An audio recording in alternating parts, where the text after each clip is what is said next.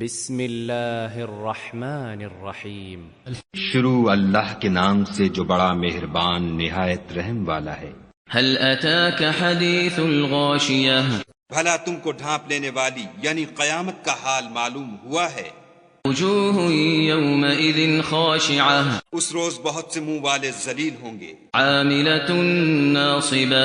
سخت محنت کرنے والے تھکے ماندے، تصلی نارا حامیہ، دہکتی آگ میں داخل ہوں گے، تسقى من عین آنیہ، ایک کھولتے ہوئے چشمے کا ان کو پانی پلایا جائے گا۔ لیس لهم طعام الا من ضریع،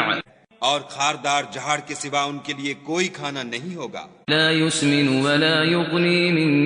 جوع، جو نہ فر بہی لائے نہ بھوک میں کچھ کام آئے۔ وجوہ یومئذ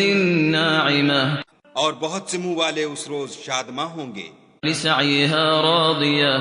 اپنے اعمال کی جزا سے خوش دل، فی جنت عالیہ، بہشت بری میں، لا تسمع فیها لاغیہ، وہاں کسی طرح کی بکواس نہیں سنیں گے، فیها عین جاریہ، اس میں چشمے بہ رہے ہوں گے، فیها سرر مرفوعہ، وہاں تخت ہوں گے اونچے بچھے ہوئے، وأكواب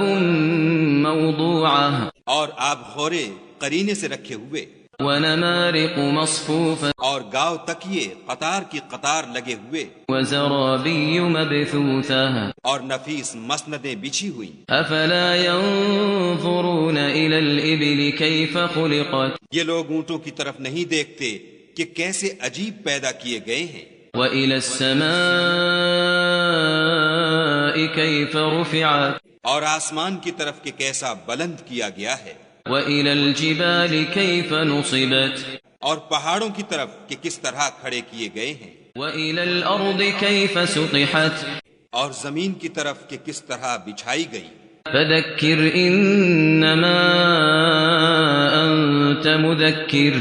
تو تم نصیحت کرتے رہو کہ تم نصیحت کرنے والے ہی ہو، لست عليهم بمسيطر، تم ان پر داروغہ نہیں ہو، إلا من